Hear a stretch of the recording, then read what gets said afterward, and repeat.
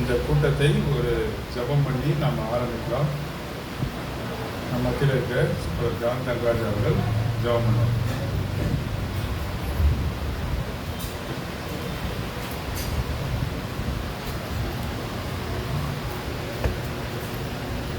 எங்கள் அன்பின் ஆண்டவரே, ஜீவனுள்ள தேவனே, நான் நன்றியோடு துதிக்கிறோம். சோதனை இந்த நல்ல நாளுக்காக நேரத்துக்காக சோதனை கட்டாவே இந்த நாளில் கட்டாவே எல்லாருமே மிஸ்டர் சாமுவேலை விதமாக நாங்கள் நன்றி இடத்துல கூட்டத்தில் நாங்கள் கலந்து கொள்ளும்படியாக செய்து கொடுக்கிறாங்க. ஸ்தோத்திரம் வந்தவர்களுக்காக நன்றி செலுத்தி துதிக்கிறோம். ஸ்தோத்திரம் வர வேண்டிய சீக்கிரமாக கொண்டு சேரும்.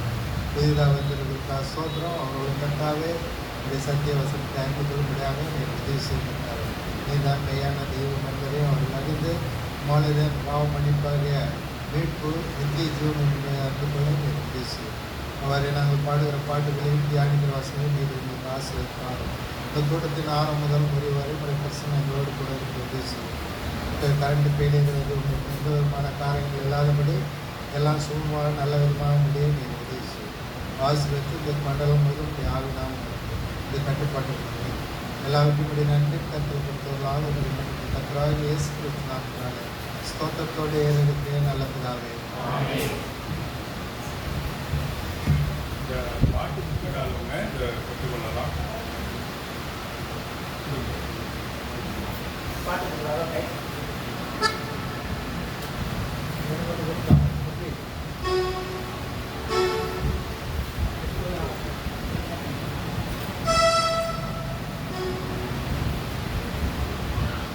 பாட்டுத்தாளில் முதல் பாடலை நம்ம பாடலாம். பாட்டுத்தாளில் முதல் பாடல் நன்றியோடு நான் புதி பாடுவேன் என்ற பாடலை நாம் பாடலாம். நப்தலி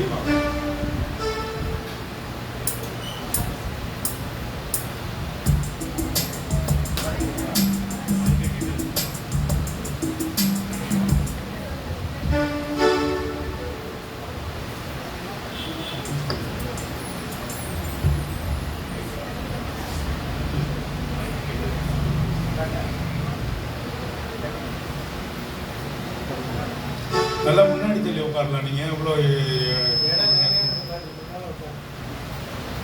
நல்லா தள்ளி உட்காரு. நீங்களாம் உட்காரலாம். சின்ன பசங்களாம் எப்படி எல்லாம் ஃபேஸ் பண்ண மாதிரி உட்காரு.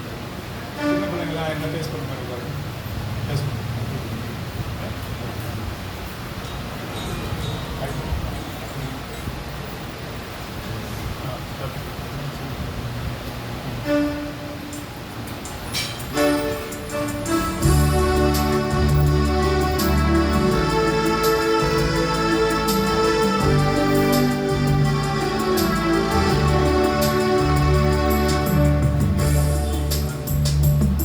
நன்றியோடு நான் துதி பாடுவேன் என் இயேசுராஜனே. எனக்காய் நீ செய்திட்ட நன்மைகள் என்றும் நன்றி கூறுவேன் நான். எனக்காய் நீ செய்திட்ட நன்மைகள் என்றும் நன்றி கூறுவேன் நான். என்னில் நன்மைகள் யாவையும் எனக்களித்திடும் மகனே. என்னில் நன்மைகள் யாவையும் எனக்களித்திடும் மகனே. நினைக்காத நன்மைகள் அளிப்பவரே, உமக்கென்றுமே துதியே. நினைக்காத நன்மைகள் அளிப்பவரே, உமக்கென்றுமே துதியே. நன்றியோடு நான்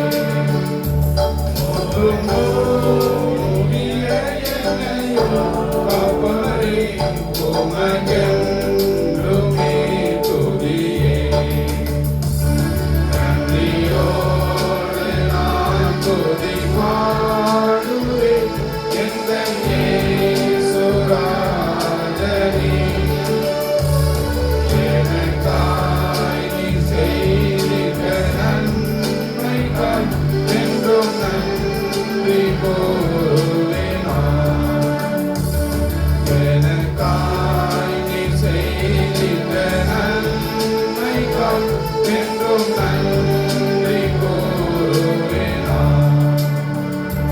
கலங்காதே திகையாதே என்றவரே, என்னை காத்து நடத்திடுவீர்.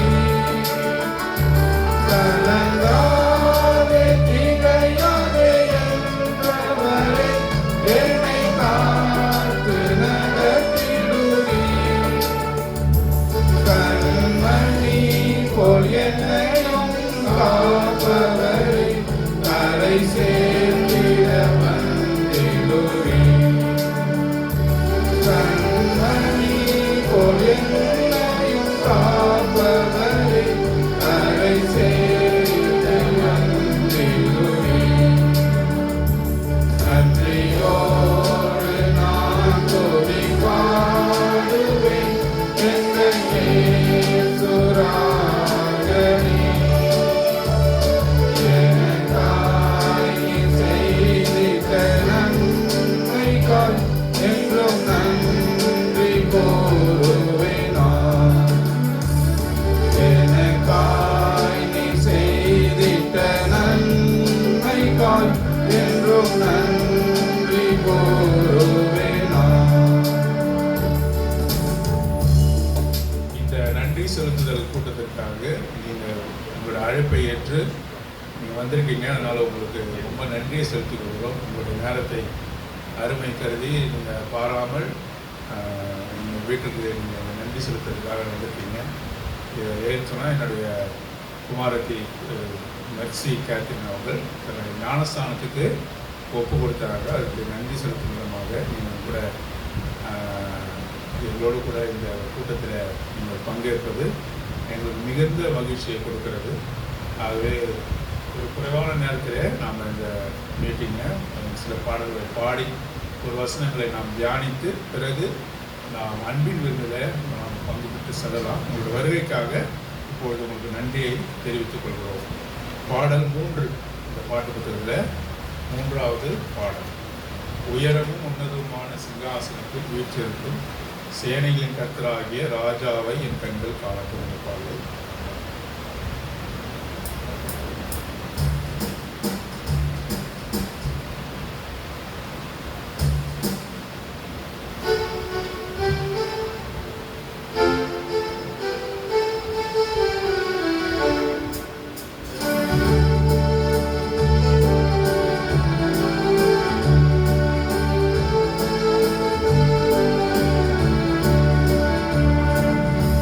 உயரமும்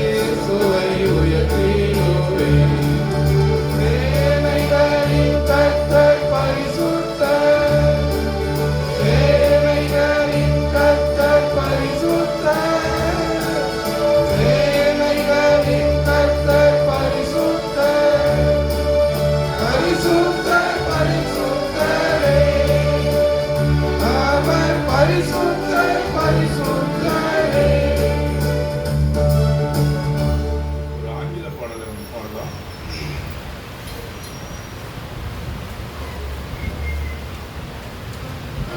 Song number 5, Blessed Assurance. Mercy நமக்காக ஒரு பாடல்.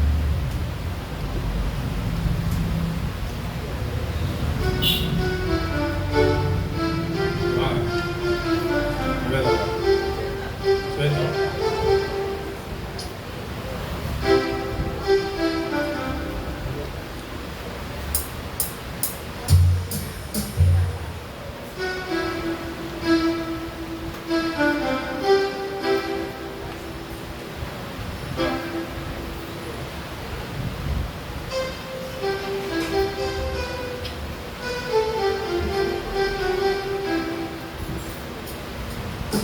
Song number 5.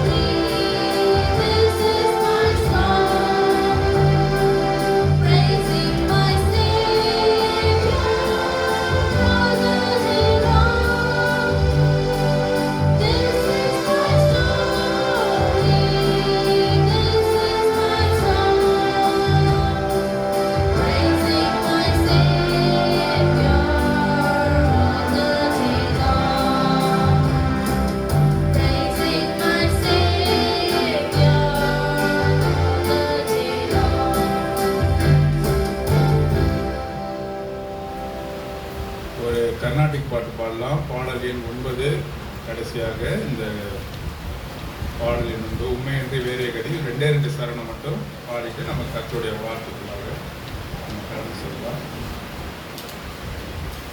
பாடல் எண் 9 பாட்டுக்கால பாடல் எண் 9 2 சரணம் மாத்திரம் பாடல்.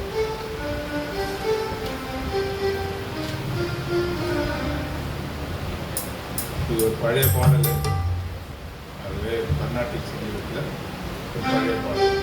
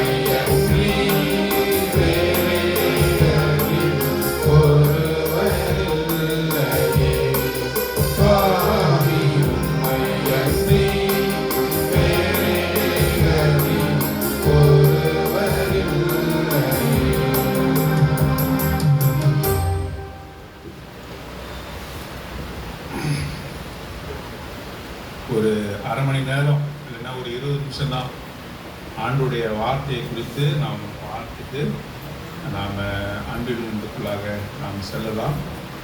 இப்பொழுது நீங்கள் வேதாகமத்தினாலும் பரவாயில்ல, நான் சொல்கிறத மாத்திரம் கவனமாக கேட்கும்படி அன்பாக கேட்டுக்கொள்கிறோம்.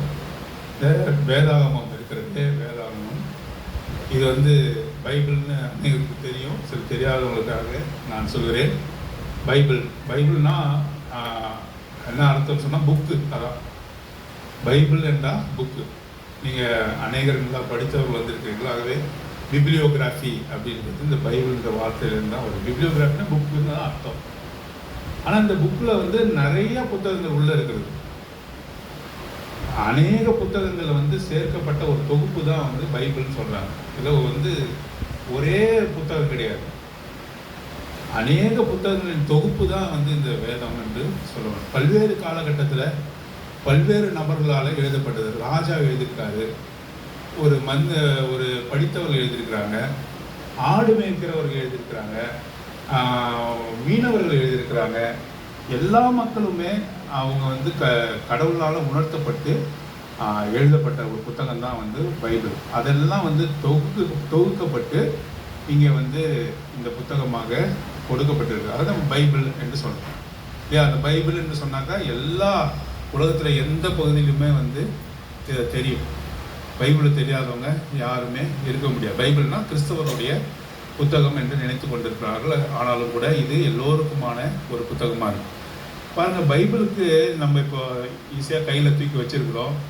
நார்த் கொரியாவை பற்றி உங்களுக்கு அநேக தெரிஞ்சிருக்கோம். Mere possession of the Bible is a crime and he is to be executed immediately. We cannot enter in North Korea with Bible. In China also you can't enter China with Bible.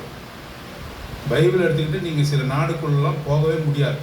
ஏன்னா பைபிளோடு உங்களை பார்த்தாங்கனாவே உங்களை வந்து ப்ரிசனில் அடைச்சிடுவாங்க, இல்லைன்னா execute பண்ணுவாங்க. North Korea கிம் சங்குன்னா ஐம்பது வாயிலே நுழையில அவங்களே வந்து அவ்வளோ வந்து ஒரு நெருப்பை கொடுத்துருக்காங்க. ஏன்னா இந்த வார்த்தை வந்து என்னன்னாக்கா மனசில் கிரிய செய்யும். இப்போ என்னெல்லாம் குறித்து நீங்கள் பார்த்தீங்கன்னாக்கா, நானே வந்து ஒரு ஹிந்து குடும்பத்தில் பிறந்தேன். ஆர்த்தோடாக்ஸ் ஹிந்து. நல்ல அந்த வள்ளலாறுலாம் இருக்காங்க இல்லையா, அந்த வள்ளலாறு அவங்க அந்த குடும்பத்தில் பிறந்து எங்கள் தாயார் அவங்க வந்து இந்த வார்த்தையை படிக்க படிக்க இதில் இருக்க உண்மையை தெரிஞ்சு கொண்டு எங்களுக்கெல்லாம் சொன்னாங்க. எங்கள் தாயார் தெரிஞ்சு கொண்டதுனாலே நான் இதை ஏற்றுக்கலை. ஏன்னா எனக்கு வாலிப வயசு வரும்பொழுது நீங்கள் எப்படி வந்து நம்மளுடைய ஒரிஜினல் மதத்துலேருந்து நீங்கள் விட்டு போகலாம் என்று சொல்லி நான் என்ன பண்ணேன்னாக்கா, நான் வாசிக்க ஆரம்பித்தேன். அப்படி என்ன தான் இருக்குது என்ன சொல்லி நம்ம வாசிக்க ஆரம்பிக்கும் போது இந்த வார்த்தையானது நமக்கு என்ன செய்யுது, அது கிரியை செய்யுது. இந்த வார்த்தை நம்ம கூட பேசுது, இது ஜீவன் உள்ள வார்த்தையாக இருக்கிறது என்று சொல்லி பார்க்கணும். ஆகவே இந்த உலகத்தில் அநேக புத்தகங்கள் இருக்கிறது, அதில் குரான் இருக்கிறது. இது பைபிள் எழுதுனதுலேருந்து 500 வருடங்கள் கழித்து தான் என்ன பண்ணாங்க, இந்த குரான் என்ற ஒரு புத்தகம் வெளிவந்தது. ஆகவே எல்லாத்தை விட ஒரு மூத்த புத்தகமானது பைபிளாக இருக்குது. பாருங்கள், நீங்கள் அநேகர் கேட்டிருக்கீங்க, இந்த உலகம் எப்படி தோன்றுதுன்னாக்கா உடனடியாக பைபிளை தான் ரெஃபர் பண்ணுவோம். ஏன்னா மற்ற புத்தகங்களில் அப்படி இந்த உலகம் தோன்றதுக்கான காரியங்கள் சொல்லப்படவில்லை. சயின்டிஃபிக்காக சொல்லப்பட்டிருக்கு, பிக் பேங் தியரி அப்படிலாம் சொல்லப்பட்டிருக்கு. ஆனாலும் கூட இந்த உலகம் எப்படி தோன்றப்பட்டதுன்னா ஆதாம் ஏவாள் கடவுள் படைத்தார். எந்த மதத்தினராக இருந்தாலும் ஆதாம் ஏவாள், ஆடம் அண்ட் ஈவ் என்று சொல்லி அவங்கள குறித்து நம்ம பேசணும் இல்லையா, அதெல்லாம் இங்கே குவிக்கப்பட்டிருக்கு. எங்கே இதெல்லாம் எடுத்தாங்கன்னு பார்த்தா ஜெனிசிஸ் என்று சொல்லக்கூடிய ஆதியாகமம் முதல் அதிகாரத்தில் அவர் மனுஷர்களை படைத்தார் அப்படின்னு சொல்லுவார். எப்படி படைத்தார்னா தன்னை போலவே அவர் படைத்தார் என்று அங்கே சொல்லப்பட்டிருக்கிறது. ஆகவே எல்லாமே மனுஷனுடைய வாழ்க்கை இதில் பிணையப்பட்டிருக்கிறது. பாருங்க, நம்மை அவர் எல்லா ஜீவராசிகளை காட்டிலும் உயர்ந்ததாக படைத்தார். எல்லா ஜீவராசிகளையும் நீங்கள் வந்து ஆண்டு கொள்ளுங்கள். மிருகங்கள், மீன்கள், பறவைகள் எல்லாமே வந்து மனுஷனுக்கு தான் கையளிக்கப்பட்டிருக்காங்க. அவைகளுக்கு பேர் வைத்தவன் யார் என்று சொன்னால் மனுஷன் தான் வைத்தான், கடவுள் பேர் வைக்கிறார். சொன்னார் எல்லாவற்றையும் கொடுத்து இதில் பேர் வை என்று மனுஷருக்கு தான் வந்து அவர் என்ன பண்ணார், ஒப்பு கொடுத்தார் என்று சொல்லி போடப்பட்டிருக்கிறது. மனுஷனுடைய வாழ்க்கையை குறித்து, ஏன் மனுஷனை உண்டாக்கினார் என்பதை குறித்தெல்லாம் இந்த வேதத்தில் தான் போடப்பட்டிருக்கு. ஒவ்வொரு மனுஷனும் ஒவ்வொரு பர்பஸுக்காக படைக்கப்பட்டிருக்கிறான் என்று சொல்லப்படும். பாருங்க, இன்னைக்கு ஆதார் கார்டு எப்படி சாத்தியம்? நம்முடைய கண்ணில் இருக்கக்கூடிய அந்த கருவிழியானது இன்னொரு மனுஷனுடைய கண்ணுடைய கருவிழிக்கு நிகரானது கிடையாது. இந்த உலகத்தில் எவ்வளோ கோடி மக்கள் இருக்காங்க யோசிச்சு பாருங்களா, எவ்வளோ டூப்ளிகேட்டு செய்ய முடியும். ஆனால் இந்த கருவிழியை வைத்த உடனே இப்போ துபாய் போன்ற நாடுகளுக்கெல்லாம் போனீங்கன்னா ஒன்றுமே கிடையாது. அவங்க போய் கண்ணு கருவிழி தான் வைக்கிறாங்க. அப்புறம் ஃபிங்கர் பிரிண்ட் 5 ஃபிங்கர்ஸையும் வைக்கிறாங்க, அவ்வளோதான். அது வைத்த உடனே நீ யார் என்ன என்பதை ஆல்ரெடி ரெக்கார்ட் செய்யப்பட்ட டேட்டா சோர்ஸ்லேருந்து எடுத்து சொல்லுது. என்ன போலவே இன்னொருத்தவனை படைக்கவே இல்லை. ஆச்சரியமாக இருக்குதா? இது மனுஷனே வந்துட்டான்றது எப்படி நம்ப முடியுது? என்னை போல இன்னொருவன் கிடையவே கிடையாது. என் தாய் தகப்பன் கூட என்னை போல கிடையாது. என் தாய் தகப்பனுடைய சிந்தனை வேற, மரபணு வேணா ஒன்றா இருக்கலாம், மேபி த ஜீன் காமன். ஆனால் என்னை போலவே இன்னொருத்தவங்க கிடையவே கிடையாதுன்றது உங்களுக்கு ஆச்சரியமா இல்லையா? இல்லைன்னா ஆதார் கார்டு, உங்களுக்கு எலெக்ஷன் கார்டு இதெல்லாம் என்ன பண்ணுவாங்க, ஏமாற்றப்பட்டோம். உன்னை போலவே இன்னொருத்தவங்க கிடையாதுன்றது எவ்வளோ ஆச்சரியமா. கடவுள் எவ்வளவு ஞானம் உள்ளவராக இருக்கணும். பாருங்க, ஏத்திஸ்ட் என்று சொல்லக்கூடிய நாத்திகர்கள் என்ன சொல்றாங்கன்னா, கடவுள் மறுப்பாளர்கள் என்ன சொல்றாங்கனாக்கா, இதெல்லாம் அப்படியே வந்துடுது. எப்படி அப்படியே வரும்? இந்த பில்டிங் பார்க்குறீங்க, புதுதாக கட்டியிருக்கோம், இதை கட்டினவர் இல்லைங்க இந்த பில்டிங் எப்படியே வந்துடுச்சுங்க சொன்னால் ஒத்துக்குங்களா? இதுக்குன்னு ஒரு என்ஜினியர் இருந்திருப்பார், இதற்குன்னு ஒரு என்ஜினியர் இருந்திருப்பார் இல்லையா? அவர் தான் இதை நேர்த்தியாக அப்படி கட்ட முடியும். இந்த உலகத்தில் பாருங்கள், எல்லாமே நீங்கள் நேர்த்தியாக இருக்கிறது, நேர்த்தியான காரியங்களை இந்த உலகத்தில் பார்க்குறீங்க. இப்போ டைம்லாம் நீங்கள் எப்படி பிரிக்கிறீங்க? டைம் என்று சொல்லக்கூடிய நேரங்கள், காலங்கள், பீரியட்ஸ், சம்மரு, விண்டரு, ஆட்டம் என்று சொல்லக்கூடிய காலங்கள், இதெல்லாம் எப்படி பிரிக்கப்படுது? ஒரு செகண்ட் வந்து தாமதிக்காமல் இந்த எர்த்து எப்படி சொல்றது? இதெல்லாம் கணக்கிட்டு தானே அது சரியான ஒரே ஏதோ ஒரு கரெக்டாக ஒரு விஷயங்களை செய்து கொண்டிருக்கிறதுனால தான் மனுஷன் என்ன பண்ணுறான்? மாதங்களை பிரிக்கிறான், வருஷங்களை பிரிக்கிறான், நாட்களை பிரிக்கிறான். எப்படி பிரிக்க முடியும்? ஏன்னாக்கா ஏதோ ஒரு சரியான முறையில் இந்த உலகமானது இயங்கி கொண்டு இருக்கிறது. ஏதாவது ஒரு சரியான விதத்தில் இயங்குதுன்னா அதில் இயக்குகிறவன்ற ஒருத்தர் பாரு இருக்க மாட்டாங்க. ஒன்று ஒழுங்கினமாக இருக்குதுன்னு ஒரு இடம் ஒழுங்கினமாக இருக்குனாக்கா அதில் உண்டாக்குனது இல்லைன்ற அர்த்தம். ஆனால் இந்த உலகத்தை பார்க்கும்போது எல்லாமே ஒழுங்காக இருக்குது. உங்களுக்கு தெரியுமா மலைகள்லாம் ஏன் இருக்குது? மலைகளை நான் சில சமயம் பார்க்குறேன். மலைகள்லாம் பார்க்கும்போது எல்லாம் ஏன் மலைகள்லாம் இருக்குது? ஒருவேளை கிரைனட்டுக்கு வெட்டி எடுப்பதற்காக தான் மலைகள்லாம் இருக்கிறதா என்று சொல்லி யோசித்து பார்த்து நம்ம பார்த்தாக்கா இந்த பூமியை சமானமாக அதை நிலைநிறுத்துவதற்காக மலைகளை அங்கங்கே வந்து இருக்கிறது என்று அந்த ஜியாலஜியில் இருக்கக்கூடியவங்க சொல்கிறாங்க. ஏன்னா ஒரு இடத்தினுடைய பள்ளத்தாக்கை வந்து ஈடுகட்டுவதற்காக மலைகள் இந்த இடத்துல வைக்கப்பட்டிருக்கு. மனுஷன் என்ன நினைக்கிறாங்க? மலைகளெல்லாம் பார்த்தா கிரைனட்டுக்கெல்லாமும் மொசைக்காகவும் அவனுக்கு வேண்டிய பொருட்களாகவும் தான் தெரியுதே தவிர, ஆனால் என் கடவுள் வந்து அதெல்லாம் அந்தந்த இடங்களில் உருவாக்கி வைத்திருக்கிறார் என்பதை மனுஷன் உணர்வு. ஆகவே நம்மை உண்டாக்கினவர் என்பவர் அவர் இருக்கிறார். அவர் எப்படிப்பட்டவர்னா அவர் மிகுந்த அன்புடையவர் என்று இந்த வேதாந்தம் சொல்றார். மிகுந்த அன்புடையவர். அவரை போல ஒரு அன்புடையவர் யாருமே இல்லை. பாருங்க, இந்த உலகத்துல 3 மதங்கள் தான் கிதாபியா என்று சொல்றாங்க. கிதாபியானா என்னன்னா முஸ்லீம்கள் சொல்றாங்க, கிதாபியா அப்படின்னு சொல்றாங்க. கிதாபியானா என்னன்னா புக்கு இருக்கிறவங்க என்ற அர்த்தம், புக்கு உடையவர்கள் என்ற அர்த்தம். 3 ஆளுக்குள்ள தான் அவங்க சொல்றாங்க. 1 ஜூஸ், இஸ்ரேல் நாட்டை யூதர், 2வது கிறிஸ்டியன்ஸ், 3வது முஸ்லீம். மற்றதெல்லாம் அவங்க புக்காகவே இந்த முஸ்லீம்ஸும் ஒத்துக்கிறது கிடையாது. மற்றெல்லாம் புராணா, இதிகாசம். புராணனா கதைகள்னு அர்த்தம், சம்பவங்கள் அப்படின்றது இல்லை, கதைகள் என்று அர்த்தம். புராணா நம்ம புராணம்னாக்கா கதைகள் என்று அர்த்தம்.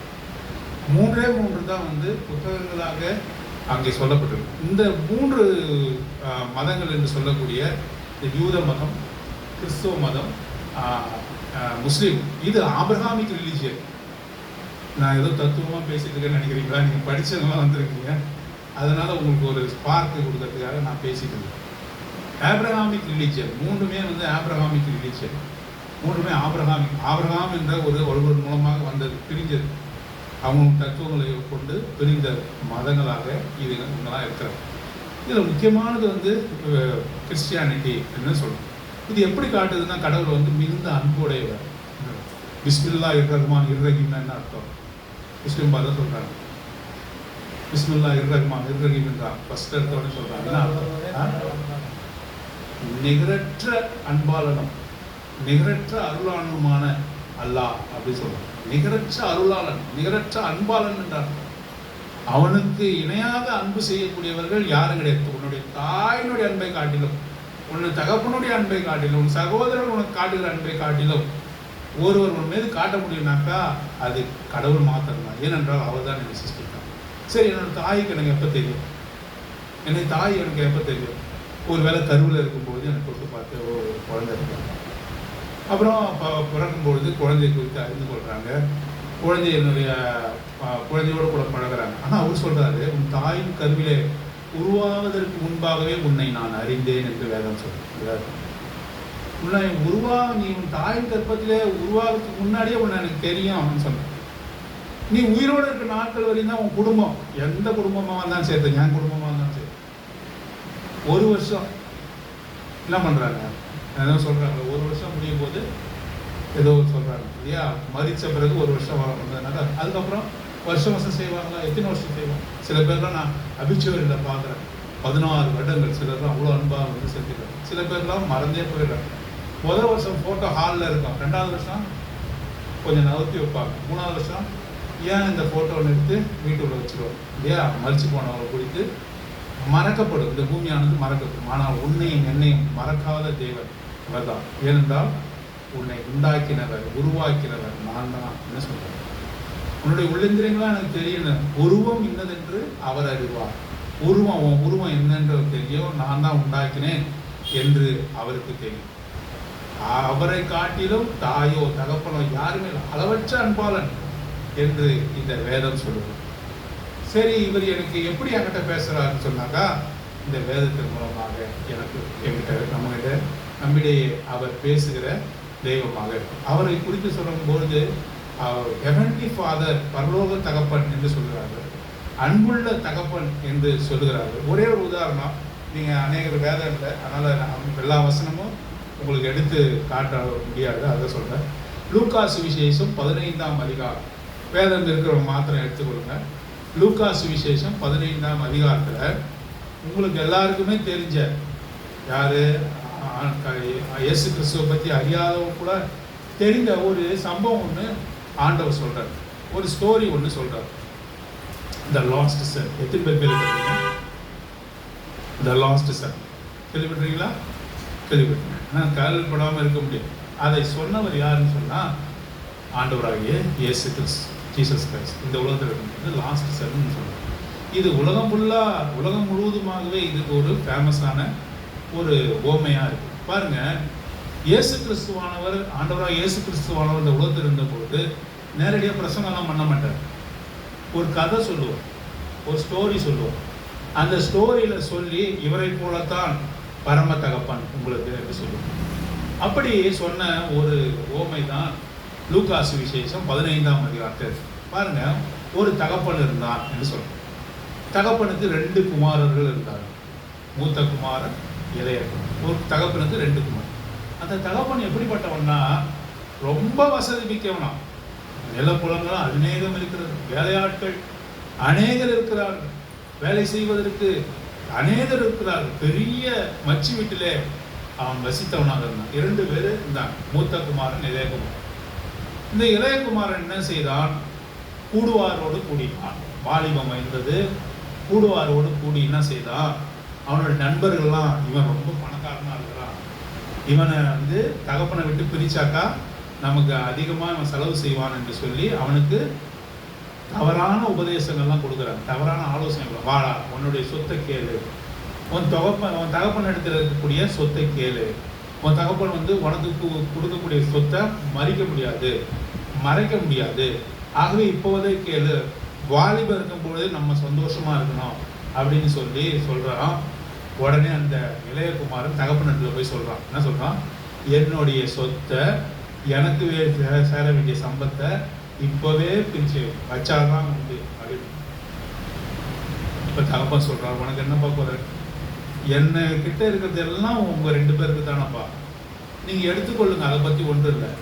ஆனாலும் சொத்தை பிரிக்க வேண்டாம், பிரிச்சாக்கா நீ தவறான வழியில போவதாக நான் கேள்விப்படுகிறேன், ஆகவே இந்த சொத்தை நீ கேட்காதப்பா அப்படின்னு எவ்வளோ சொல்லி பார்க்குறாரு. ஆனாலும் கூட என்ன செய்யறான்? அவன் என்ன செய்கிறான் என்று சொன்னான், எனக்கு இப்போ வச்சாதான் உண்டு என்று சொல்லி அவன் தகப்பன் மன வருத்தத்தோடு என்ன செய்யறாரு? அவனுக்கு சேர வேண்டிய சொத்தை அவன் இடத்துல கொடுத்தான். சொத்தை பணத்தை பெற்றுக்கொண்டான், அதை பணமாக மாற்றினான். அவன் தகப்பனை விட்டு வேதம் சொல்லுகிறது தூர தேசத்துக்கு போனான். அவன் தூர தேசத்துக்கு போனான், தகப்பனுடைய பார்வை படாதபடி, தகப்பன் தன்னை தேடாதபடி என்ன செய்தான்? நண்பர்களோடு கூட அவன் தூர தேசத்துக்கு அவன் போனான் என்று சொல்லி வேதாகம் சொல்லுவார். எல்லா சொத்தையும் எடுத்துக்கிட்டான். நண்பர்களோடு கூட ஜாலியாக இருப்பதற்காக, சந்தோஷமாக இருப்பதற்காக என்ன செய்தான்? எல்லா சொத்துக்களையும் எடுத்துக்கொண்டு தன்னுடைய நண்பர்களோடு கூட அவன் போனான். போய் அங்க என்ன பண்ணான்? வாரி அடைக்கிறான். ஏன்? இவன் சம்பாதிச்ச பணம் கிடையாது. நண்பர்கள் வேற கெட்ட பழக்க வழக்கங்களை உடையவர்கள் என்ன செய்யறாங்க? இவங்கிட்ட இருக்கிற பணத்தை எல்லாம் கறப்பதற்கான எவ்வளோ வழி இருக்கிறதோ அதெல்லாம் காட்டி எல்லா பணத்தையும் அவர்கள் அழித்து போட்ட பிறகு கடைசியாக அவன் ஓட்டாண்டியாக இருக்கிறான். போட்டு இருந்த அவனுடைய ட்ரெஸ்ஸோட கூட அவன் இருக்கிறான். அப்பொழுது அவனுடைய நண்பர்களை திரும்பி பார்க்கறான், ஒருத்தவங்க கூட இல்லை. அவனோடு கூட வந்தவர்கள் ஒருவர் கூட அவனோடு இல்லை, எல்லோரும் போய்விட்டார். எதற்காக வந்தார்கள்? அவருடைய பர்பஸ் ஃபினிஷ். அவர் எதற்காக இவனை தேடி வந்தார்கள்? அது முடிந்து விட்டது. ஆனாலும் கூட இவன் தனியாக நிற்கலாம். இப்பொழுது அவனுக்கு என்ன? மிகுந்த வெட்கம். பிச்சை எடுக்க தெரியல, யாருக்கிட்டையும் போய் கேட்க தெரியல. ஏன்? இவன் வசதியாக வாழ்ந்தவன், இவன் 4 பேருக்கு வாரி இறைத்தவன். இவன் யாரிடத்தையும் போய் கேட்க அவனால் முடியல. என்ன பண்ணலாம்? அவன் எவ்வளவோ கஷ்டப்பட்டான். பசி பட்டினியோடு கூட யார் உதவாரற்ற நிலைமையிலே அவன் கஷ்டப்பட்டான் என்று சொல்லி வேதாகமம் சொல்லுகிறது. அப்பொழுது என்ன செய்தான் என்று சொன்னால், கடைசியாக அந்த நாட்டிலே கூட பஞ்சம் வந்தது. ஒருவேளை உணவாக சாப்பிட்டு கொண்டிருந்தான், அது கூட இல்லாமல் பஞ்சம் வந்தது. அப்போ என்ன செஞ்சான்னு சொன்னாக்கா, பன்றிகளை மேய்க்கும் ஒரு முதலாளியின் இடத்துல போய் பன்றியை நான் மேய்க்கவா என்று கேட்டான். ஏனென்றால் பசி வாட்டினது, என்ன செய்வது என்று அவனுக்கு தெரியவில்லை. ஆகவே நான் பன்றியை மேய்க்கிறேன், எனக்கு கூலியை கொடுங்கள் என்று சொன்னான். ஆகவே பன்றி மேய்த்தான். பசி அதிகமாக இருந்ததால் பன்றி தின்ன தவிட்டை அவன் தின்றான் என்று போடுறான். எப்பேற்பட்ட ஆளு? ஊரிலே பெரிய பணக்காரன். எப்பேற்பட்ட ஆளு? கடன் என்றால் என்ன, பிச்சை என்றால் என்ன, வறுமை என்றால் என்ன, பசி என்றால் என்ன என்று தெரியாமல் இருந்தான். ஆனால் தகப்பனுடைய அன்பை இழந்து போனான். தகப்பன் அவன் நேசிப்பதை நிறுத்தினாரா? இல்லை, இவன் அவரை எதிர்த்தான். ஆகவே பிரிந்து போனான். நண்பர்கள் சொன்னதை கேட்டான். அவன் என்ன செய்தான்? எல்லா சொத்தையும் இழந்து இப்பொழுது உணவுக்கு வழி இல்லாமல் என்றான். கடைசியாக அவனுக்கு வேலை கொடுப்பார் யாரும் இல்லாதனால் பன்றியை மேய்க்கிறேன் என்று சொன்னான். பன்றியோடு பன்றியாக படுத்தான், பன்றியோடு பன்றாக உறங்கினான். கடைசியாக பன்றி தின்ற தவிட்டை அவனுடைய பசிக்காக அவன் தின்றான் என்று சொல்லி போடுகிறான். அப்பொழுது அவனுக்கு ஒரு யோசனை வந்தது. என்ன யோசனை? அப்படியே அவங்க அப்பாவை நினைத்து பார்க்குறான். அப்பாவை நினைத்து பார்க்கிறான். அவங்க அப்பாவுக்கிட்ட எவ்வளோ வேலையாட்கள் இருக்கிறார்கள் என்று நினைத்து பார்க்கிறான். அந்த வேலையாட்கள் இவனை போல ட்ரெஸ் போட்டிருந்தாங்க. அவங்க எப்படி? அவங்க வேலையாட்களே நல்ல உடை உடுத்திருந்தார்கள், நல்ல சம்பளம் வாங்கினார்கள். அந்த வேலையாட்களே மரியாதையாக நடத்தினார்கள் அவங்க தகப்பன். அப்போ இவனுடைய நிலைமை நினைத்து பார்க்கிறான். இவன் பன்றிக்கு நிகராக இருக்கிறான். இஸ்ரவேல் நாட்டிலே பன்றி என்றால் அருவருக்கத்தக்க ஒரு மிருகம். நம்ம நாட்டிலே அப்படிதான் இல்லையா? நம்ம நாட்டில் மட்டும் வசதி. பன்றி என்றால் ஒரு அருவருக்கத்தக்க ஒரு மிருகம். குதிரை மேய்ப்பன் கூட எப்படி? பரவாயில்ல. இப்போ ராவுத்தர் என்றதன் அர்த்தம் குதிரையை மேய்க்கிறவர்கள் என்று அர்த்தம். மாவுத்தர் என்றால் என்ன அர்த்தம்? யானைகளை கட்டி ஆள்பவர்கள் என்று அர்த்தம். அவர் பன்றிக்குன்னா பன்றியை ஒரு மிருகமாகவே அவர் நினைப்பதில்லை. அதை மேய்க்க அவன் போனான். கடைசியாக யோசித்து பார்த்தான், தன் தகப்பனிடத்தில் இருக்கக்கூடிய வேலையாட்களே அவர் எப்படி இருக்கிறாங்க? நல்ல ராஜரீகமாக 3 வேளை உணவோடு கூட சந்தோஷமாக நல்ல உணவோடு கூட குடும்பமாக அவர்கள் இருக்கிறார்கள் என்று யோசித்தான். இப்பொழுது அவனுக்கு குட்டப்பட்டான். நான் என்னோட தகப்பனிடத்தில் போவேன், போய் என்ன சொல்லுவார்? என்னை மகனாக ஏற்றுக்கொள்ளுங்கள் என்று சொல்ல மாட்டேன். ஒரு வேலைக்காரன் ஒருவராக என்னை ஏற்றுக்கொள்ளுங்கள் என்று நான் கேட்க போகிறேன். அப்படி அவர் அனுமதிச்சா நான் ஒரு வேலைக்காரனாக இருப்பது கூட நான் தகுதி இல்லை என்று சொல்லி அவரிடத்தில் நான் வேலைக்காரனாக சேர்ந்து கொள்வேன் என்று சொல்லி உணர்ந்தான்.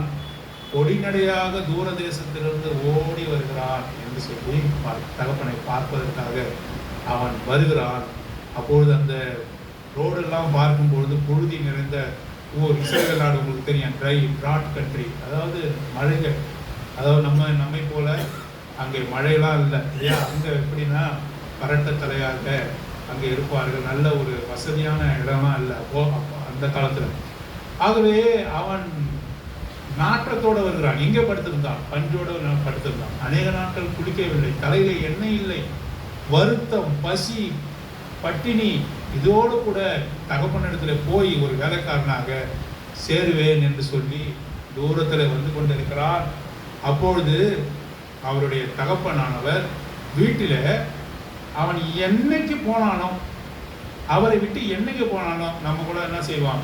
இங்கே அநேக நம்ம முறை இருக்குல்ல, நம்ம ஏதாவது நம்ம பிள்ளைங்க நம்ம சொல்கிறது கேட்கறதுனா என்ன செய்கிறாங்க பெற்றோர்னாக்கா, ஒரு அண்டா தண்ணி எடுத்து தலையில் ஊற்றிக்கிட்டு உனக்கு எனக்கும் சம்பந்தம் இல்லை, உன்னை தலை முழுவிட்டேன் அப்படின்னு சொல்கிறாங்க. பிறகு சேர்த்துக்கிறாங்க. அதை சொல்லலை, செப்பரேஷனை காட்டுறது நம்ம தலையை முழுவிட்டேன்னு சொல்லிட்டு சொல்கிறாங்க. சில பேர் இன்னும் வைராக்கியமாக கூட இருக்கிறாங்க, வைராக்கியமாக இருக்காங்க. சில பெற்றோர்கள் என்ன பண்ணுறாங்க, பிள்ளைகள் மேலே வைராக்கியமாக இருக்கிறார்கள். நாம் பிடித்த பிள்ளைகளை எப்படி ஒரு தடவை நான் சொன்னதை கேட்கலன்னு சொன்னால் அவரை முழுவதுமாக நிறுத்தி விடுகிற நிலைமைகள்லாம் இருக்குது. இன்னும் கூட நம்மை போல நான் தமிழ்நாட்டில் கூட ஆணவ கொலைகள் இருக்குது பாருங்க.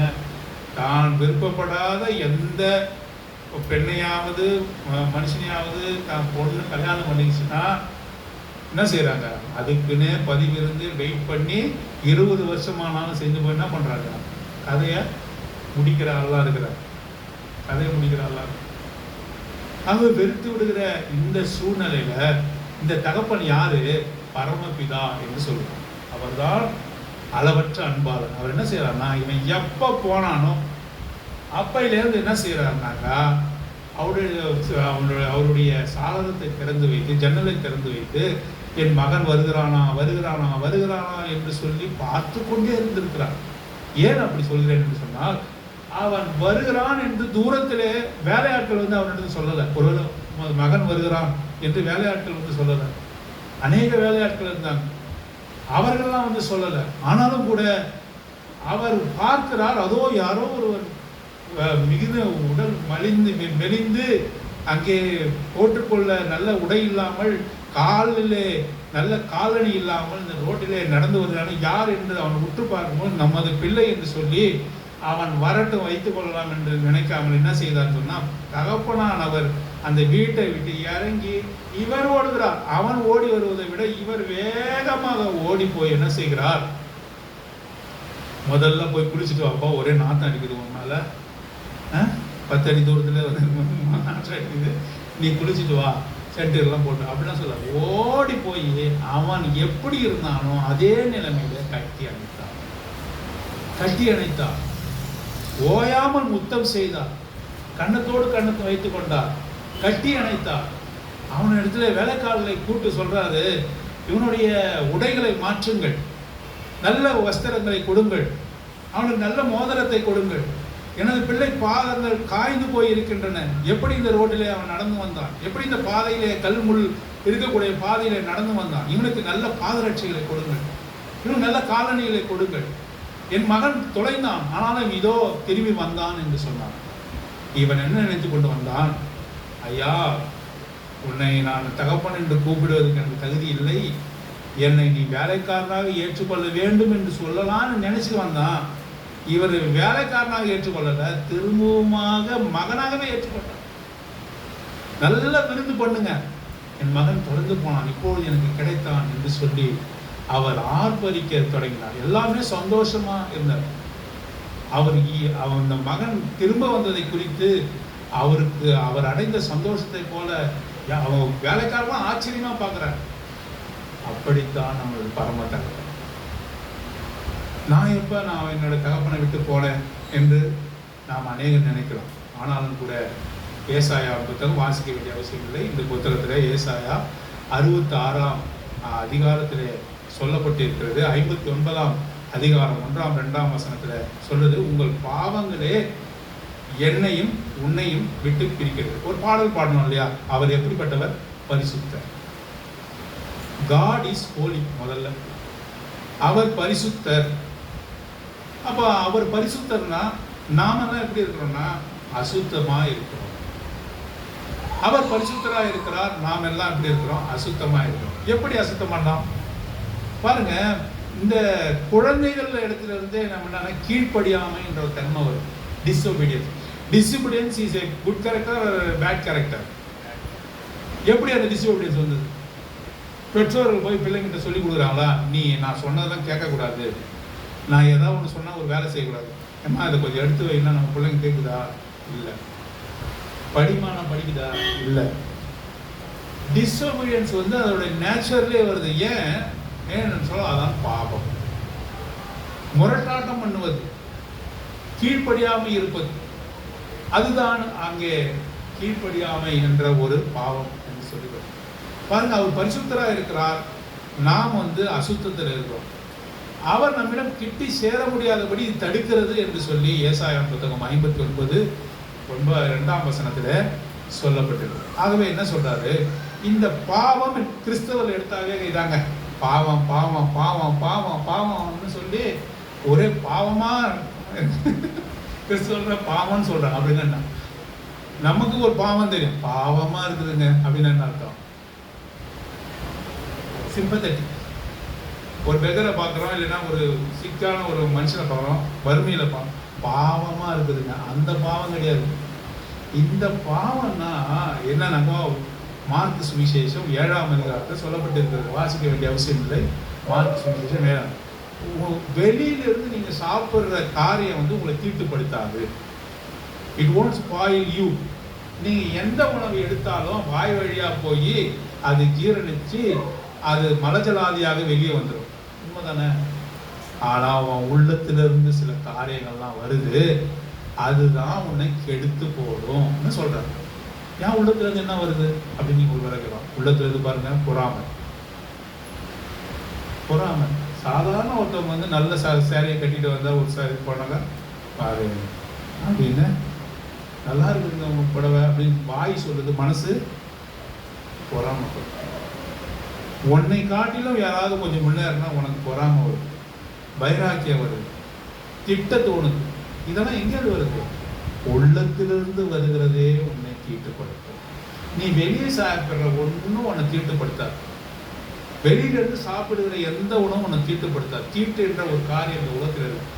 கடவுள் படைச்ச நாள் நல்லது, நேரங்கள் நல்லது, உணவுகள் நல்லது, எல்லாமே நல்லது. மனுஷன் தான் என்ன செய்யறான், இந்த உணவுலாம் வந்து தீட்டு, இதை தொடக்கூடாது, உன்னத்து மனுஷனை தொடக்கூடாது, இதெல்லாம் வந்து சொல்றான். அப்போஸ்தலர் நடவடிக்கைகள் 17ஆம் அதிகாரத்துல சொல்லப்பட்டிருக்கிறது. அப்போஸ்தலர்னு ஒரு நிருபம் இருக்கிறது, அதுல சொல்லப்பட்ட 17ஆம் அதிகாரத்தில் என்ன சொல்றதுன்னா, மனுஷன் எல்லோரையும் ஒரே ரத்தத்தினாலே அவர் உண்டாக்கினார். அவரே உண்டாக்கினார். ஒவ்வொருவனுக்கும் வித்தியாசம் இல்லை. உணவுல வித்தியாசம் கிடையாது. நேரம், எல்லா நேரமே நல்ல நேரம், எல்லா கிழமை நல்ல கிழமை. மனுஷன் தான் தன்னுடைய வசதிக்கு தனக்கு அதுல இருந்து காசு பணம் வேணும் என்பதற்காக என்ன செய்தான், இது கெட்டது, இது நல்ல நேரம், இதுல செய்யக்கூடாது, இது சொல்லி அவன் பிரித்து வைத்தான் என்று. ஆகவே மனுஷனுடைய இருதயம் நான் பாவம் செய்யவில்லை என்று சொல்லி ஒரு மனுஷனும் சொல்ல முடியாது. பாருங்க, இந்த குழந்தை பருவத்திலிருந்தே அதுக்கு வந்து அந்த விதமான காரியம் வருது. பெற்றோர்கள் சொல்லி கொடுப்பதற்கு முன்னாடி தெரியும். பாருங்க, ஏதாவது 2 சாக்லேட் எடுத்து சாப்பிட்டு என்ன சொல்லுவேன், சாக்லேட் சாப்பிட்டியாமான்னு கேட்டாங்க, என்ன சொல்லுவேன், சர்க்கரை எடுத்து வாயில போட்டுருக்கோம். சர்க்கரை சாப்பிட்டியாமான்னாக்கா வாய் ஃபுல்லாக சர்க்கரையா இருக்கும். ஆனாலும் என்ன சொல்லுது, இப்படி நீ சொல்லணும்னு யாரும் கற்றுக் கொடுத்தாங்களா? மீன் குட்டிக்கு நீந்த கற்றுக் கொடுக்கணுமா? மீன் குட்டிக்கு நீந்த கற்றுக் கொடுக்கணுமா? குட்டி வெளியே வந்தோடனே என்ன பண்ணுது, அது நீந்து. அந்த மனுஷனோட சுவாபம் என்னதுன்னா முரட்டாட்டம், பொய். சமய சந்தர்ப்பம் வந்ததுன்னா போய் சொல்லுவான் மனுஷன். நான் சொல்ல மாட்டேன்னு ஒன்று. இப்போ என்ன வந்து சில காரியத்தில் வாங்க முடியாது. பாருங்க, எனக்கு 1000 ரூபா கொடுத்தாக்கா எனக்கு ஓட்டுக்கு பணம் கொடுக்குறாங்கன்னு வச்சுங்க. எங்கள் தெருவில் உண்மையாகவே கொடுக்குறாங்க. நான் சொல்லுவேன், 200 ரூபா கொடுத்தாக்க நான் நேரடியாக இப்போ சொல்லுவேன், வேணாம், எனக்கு வேணாம். ஏன்னா ஓட்டுக்கு பணம் கொடுத்து என்ன வாங்குறியா? 1000 ரூபா கொடுத்தாக்கா வேணாங்க, எதுக்குங்க பணம்? 10,000 ரூபா கொடுத்தாக்கா என்ன சொல்றதுன்னு தெரியல. அப்போ மனுஷன் என்ன பண்ணா, அவன் விலை போற நேரங்கள் இருக்கிறது, விலை போற நேரங்கள். மனுஷன் வந்து அவன் திருக்குள்ளவன். எரேமியாவின் புத்தகத்தில் சொல்லப்பட்டது, மனுஷனுடைய இருதயம் மகா திருக்குள்ளதும் கேடுள்ளதுமாய் இருக்கிறது, அதை அறியத்தக்கவன் யார்? கர்த்தர் ஒருவரே அதை அறிகிறார். பாருங்க, மனுஷனுக்கு முன்னாடி ஒரு மனுஷன் நடிக்க முடியும். ஹிப்போக்ரட்ஸ் என்று ஆங்கிலத்தில் சொல்றாங்க. மாய்மாலம் பண்றது. கடவுளுக்கு முன்னாடி மாய்மாலமே பண்ண முடியாது. எப்படின்னாக்கா, நீ வாயிலிருந்து வார்த்தை வருவதற்கு முன்பும் உன்னுடைய சிந்தனையிலே எண்ணங்கள் தோன்றுவதற்கு முன்பும் நீ என்ன பேச போகிறாய், என்ன சிந்தித்துக் கொண்டிருக்கிறார் என்று அவர் அறிகிறார் போடும். அவர்கிட்ட போய் ஏமாற்ற முடியலாம், உன் பெற்றோரை ஏமாத்தலாம், உன்னுடைய சகோதரை ஏமாத்தலாம், உன் நண்பர்களை ஏமாத்தலாம். ஆனாலும் கூட கர்த்தரை ஏமாற்ற முடியாது. ஏன் ஏமாற்ற முடியாது? உன்னுடைய சிந்தனை தோன்றுவதற்கு முன்பாகவே நீ திட்டுத்தனம் பண்ண போறன்னு தெரியும். நீ என்ன சொல்ல போற இன்னும் தெரியும். ஆகவே பாவம் என்றால் என்ன? தோஷம் கிடையாது, அது தோஷம் கிடையாது. பாவம் என்றால் என்னுடைய சிந்தனையிலே அழுக்கு இருக்கிறது, அதை போக வேண்டும். அவரோடு கூட நான் இணைய வேண்டும். அவர் மகா பரிசுத்தராக இருக்க ஏன் இணைய வேண்டும்? அவர் அன்பா இருக்கிறார். ஆகவே இந்த பாவத்தை போக்க வேண்டும்.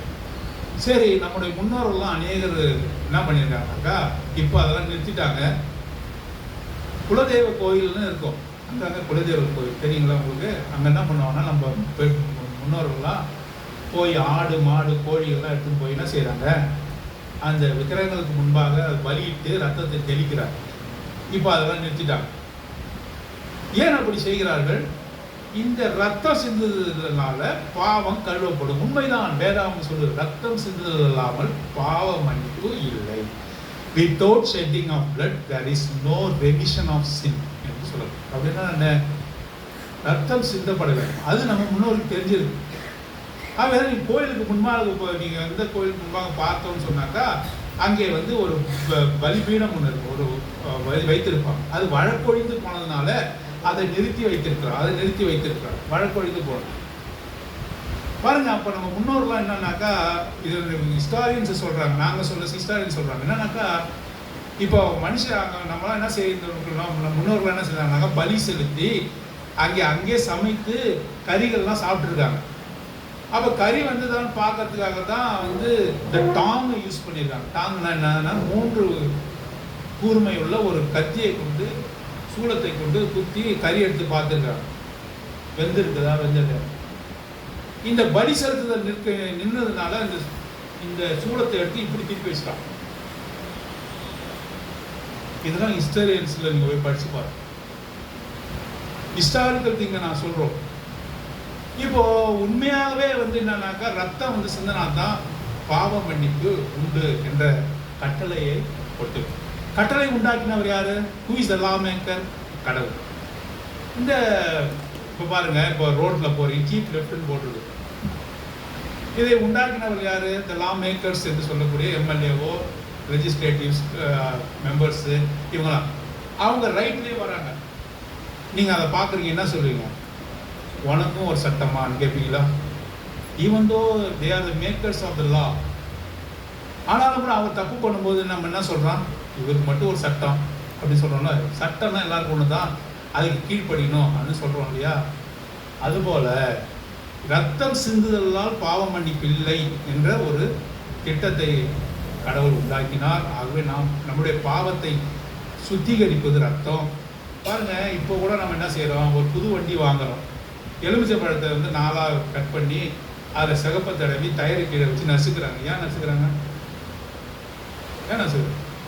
அந்த எலுமிச்சை பழத்தில் மேலே சிகப்பை தடவி அது மெரிக்கும் பொழுது அதுலேருந்து சிகப்பான ஒரு திரவம் வெளியே வருது. அது ரத்தத்துக்கு அடையாளம். இப்போ பலி கொடுக்க முடியாது, அரசாங்கம் தடுத்து விட்டது. அதனால என்ன உருவாக்கிறான், வசதிக்காக என்ன பண்ணுறாங்க, எலுமிச்சை பழத்தை எடுத்து அதை சிகப்பை தடவி வச்சு நசுக்க சொல்கிறாங்க. அதுலேருந்து வர்றது ரத்த திரவம். ஆகவே அந்த வண்டியில் இருக்க கருமெல்லாம் போகும் அப்படின்னு நினைக்கிறாங்க. அதே போல நம்முடைய மனசுல இருக்கிற காரியங்கள் எல்லாவற்றையும் சுத்திகரிப்பதற்கு, பாவியாக இருக்கக்கூடிய நாம் இந்த பாவத்தை பரிகரிப்பதற்காக ஒருத்தவங்க வந்து ரத்தத்தை சிந்தணும். சரின்னு முடிவு பண்ணியாச்சு. இப்போ பார்க்கும்போது, உலகத்தை பார்க்கும்போது, ரோமருக்கு எழுந்த 3ஆம் அதிகாரத்தில் 10ஆம் வசனத்தில் சொல்லப்பட்டிருக்கிறது, ஒருவனாகிலும் இல்லை, நீதிமான் ஒருவனாகிலும் இல்லை, உணர்வுடன் ஒருவனாகிலும் இல்லை, தேவனை தேடுகிறவன் ஒருவனா இல்லை, எல்லோரும் பாவம் செய்து தேவ மகிமை அற்றவர்களாக. அவர் எட்டி பார்க்கிறார், ஒரு மனுஷன் நீதிமான் என்று சொல்ல முடியுமா என்று பார்க்கிறார் என்று சொன்னால் ஒரு மனுஷன் கூட. அப்ப என்ன செய்யலாம்? கடவுளே வந்து மனுஷ ரூபமா மாறி வரணும் அப்படின்னு வந்தார். சரி, நாமே இந்த பலியை செலுத்துவோம் என்று சொல்லி ஆண்டவராக இயேசு கிறிஸ்துவானவர் 2025 வருடங்களுக்கு முன்பாக இந்த உலகத்தில் வந்தார். 2025 நம்ம சொல்றோம், அதுக்கு என்ன அடையாளம்? ஏடி என்று சொன்னா அன்னோ டொமினி என்ற அர்த்தம். அப்படின்னா இந்த இயர் ஆஃப் அவர் லார்ட் என்ற அர்த்தம். அப்படின்னா இயேசு கிறிஸ்து வந்த அந்த வருஷத்துலேருந்து இப்போ 2025 வருஷம் ஆயிருக்குன்னு அர்த்தம். இது ரோமன் கிரிகாரியன் காலண்டர், அதுபடி 2025 வருஷம். எதை குறிக்கிறது? இயேசு கிறிஸ்துவானவர் இந்த உலகத்தில் வந்து 2025 தான் ஆயிடுச்சு. அவர் இந்த உலகத்தில் வந்தார், ஒரு சின்ன குழந்தையாக இந்த உலகத்தில் வந்தார். 33 வருடங்கள் இந்த உலகத்தில் இருந்தார். அந்த 33 வருடங்கள் முடிகிற சமயத்தில் அவர் தம்மையே பலியாக ஒப்பு கொடுத்தார், தம் ரத்தத்தை சிலுவையில் சிந்தினார். இந்த இயேசு கிறிஸ்துவானவர் நீங்க பார்க்கும்போது அவர் அடையாளப்படுத்தும் பொழுது நாம் எப்படி பார்க்கிறோம்? சிலுவையிலே தொங்குவதை போல பார்க்கிறோம். இந்த தெய்வத்தை மாத்திரம்தான் சிலுவையிலே தொங்குவதை போல பார்க்கிறோம். இந்த கையில் ஆணி எடுத்தார்கள், இந்த கையில் ஆணி எடுத்தார்கள், விழாவில குத்தினார்கள், கடைசியில் சொட்டு ரத்தம் வரை சிந்தினார். ஏன் சிந்தினார்? நம்முடைய பாவத்தை பரிகரிப்பதற்காக. ஏன் அவருடைய ரத்தம் மட்டும் அவ்வளவு வல்லமை உள்ளது? ஏனென்றால் அவர் பாவம் இல்லாதவர். பாவம் உள்ள ஒருவர் பாவம் உள்ள ஒன்று இன்னொருவனுக்கு செய்ய முடியாது. இப்போ எனக்கு கண்ணு தெரியல, இன்னொருவனுக்கு கண்ணு தெரியல, எனக்கும் கண்ணு தெரியல, உனக்கும் கண்ணு தெரியல, வாவன ரோடு கிராஸ் பண்ணணும்னா நம்பி வருவான். அவன் கண்ணு தெரிஞ்சவங்கிட்ட தான் என்ன பண்ணுவான்? கண்ணு தெரியாதவன் கையை கொடுத்து எனக்கு ரோடை கிராஸ் பண்ண சொல்லுவான். 2 பேருக்கு கூட எப்படி கிராஸ் பண்ண முடியும்? ஆகவே பாவம் இல்லாத ஆண்டவராக இயேசு கிறிஸ்து, அவரிடத்திலே வாயிலே வஞ்சனை இல்லை, அவர் பாவம் செய்யவில்லை என்று சொல்லப்பட்டிருக்கிறது. ஆகவே பாவம் இல்லாத அவர் தம்மையே அவர் ஒப்பு கொடுத்தார், ரத்தத்தை சிந்தினார். இயேசு கிறிஸ்து என்று சொன்னால் அவர் ரத்தத்தை சிந்தினார். அந்த ரத்தத்தின் மூலமாக என்னுடைய உங்களுடைய பாவங்களை எல்லாவற்றையும் அவர் கழுவினார். இப்போ நான் பாவி அல்ல. யாரெல்லாம் ஆண்டவராக இயேசு கிறிஸ்துவை, ஆண்டவரே என்னுடைய பாவத்தை கழுவுங்க, உங்களுடைய ரத்தத்தினால கழுவுங்க, எனக்காக தான் நீங்க ஒரு நாள் இந்த உலகத்துல வந்து உங்களுடைய ரத்தத்தை சிந்தினே என் பாவத்தை கழுவுங்க என்று சொன்னால் அவர் நம்ம பாவத்தை கழுவி அவருடைய பிள்ளையாக மாற்றுகிறார். இதற்காக நீ எந்த பணத்தையும் கொடுக்க தேவையில்லை, நீ உன் தலையை மொட்டையடிக்க தேவையில்லை, வடக்குல இருந்து தெற்கு போக தேவையில்லை, நதிகளில் குளிக்க தேவையில்லை, எதுவுமே செய்ய தேவை. மனசை நீ ஒப்பு கொடுத்தா போதும். எந்த நதியும் நம்மை சுத்திகரிக்காது. பாருங்க, இந்த கங்கா நதி தான் எல்லா கருமத்தையும் போக்குன்னு சொல்லிட்டு எத்தனை கோடி மக்கள் போய் அதை குடிச்சாங்க? எத்தனை கோடி? ஏறக்குறைய 25 கோடின்னு சொல்றாங்க. ஒரு ஜலம் வந்து எப்படி என்னுடைய பாவத்தை வந்து போக்கும்? ஒரு தண்ணி எப்படி போக்கும்?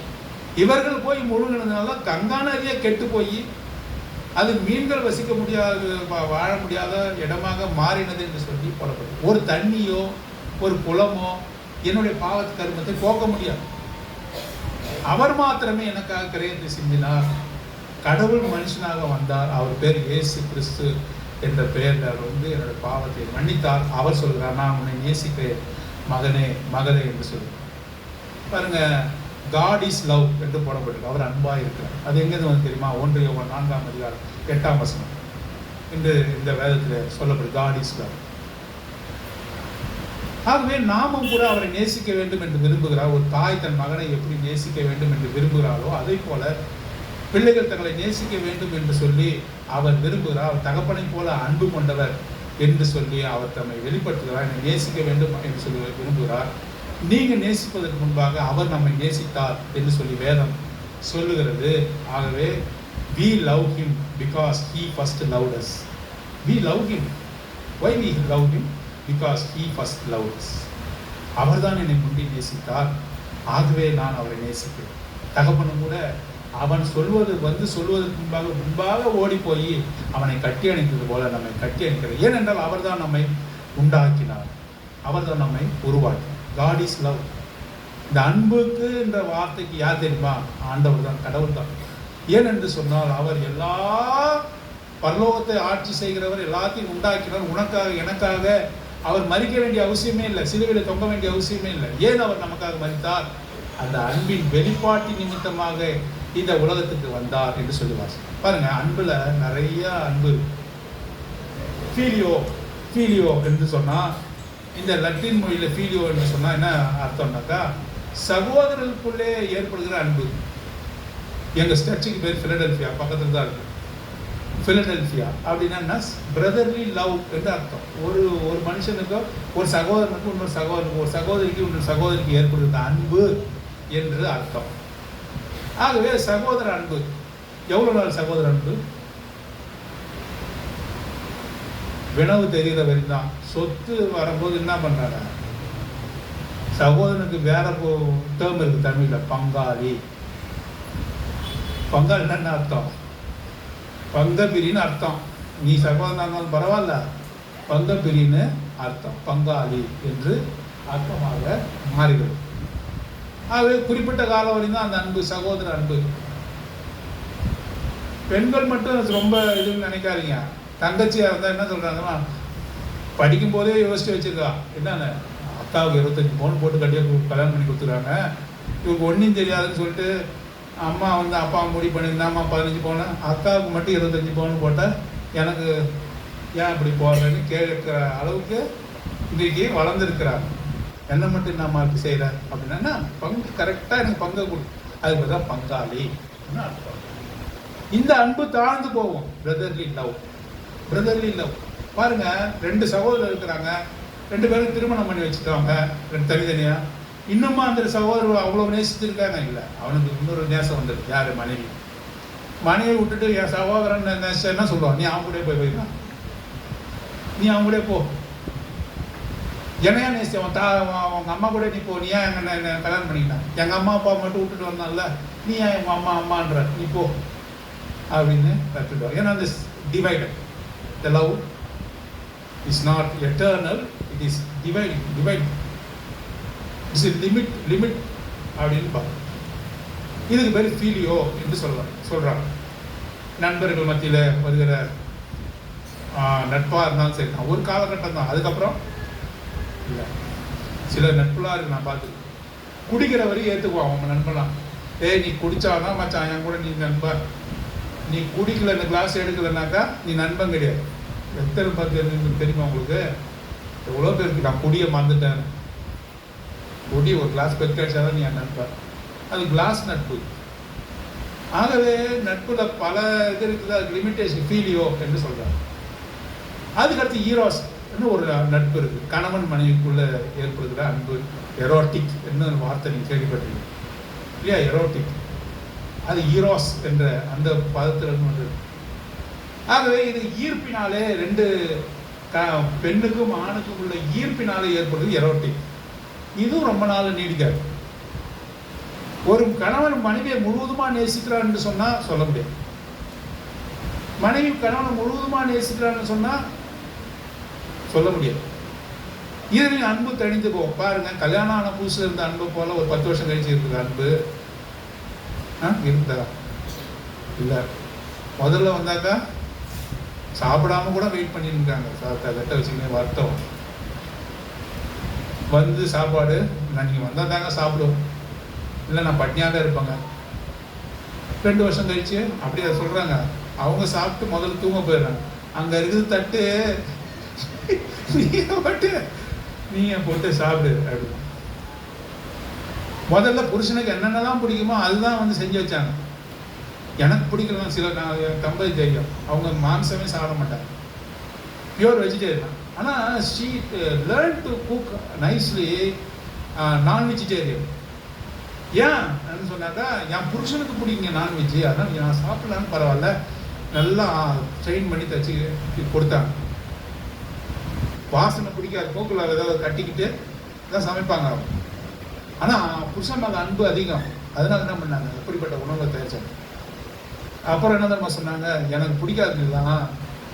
ஒரு 5 வருஷம் கழிச்சு தான் சொன்னாங்க, எனக்கு பிடிக்காது, எனக்கு பிடிச்சதை நீ சாப்பிடுன்னு சொல்லிட்டாங்க. இப்போ அவர் முருங்காயும் கொத்தவரங்காயும்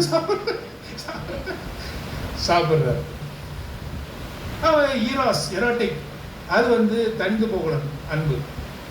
பாருங்க, திருமண சமயத்தில் இருக்கும்போது வாலிபமாக இருக்கும்போது அது ஈர்ப்பினால ஏற்படுகிறது. வயதாக ஈர்ப்பு குறைகிறது. அதனால என்ன பண்றான், மனுஷன் வேற பெண்களை பார்க்க ஆரம்பிச்சு. ஈராஸ். ஆண்டவர் சொல்றது அகப்பே. ஆண்டவர் மனுஷங்க மேல, உன் மேல, என் மேலே கொண்டிருக்கிற அன்பு பேர் அகப்பே என்று வார்த்தை போடப்பட்டிருக்கு. அகப்பேனா அன்கண்டிஷனல் லவ்.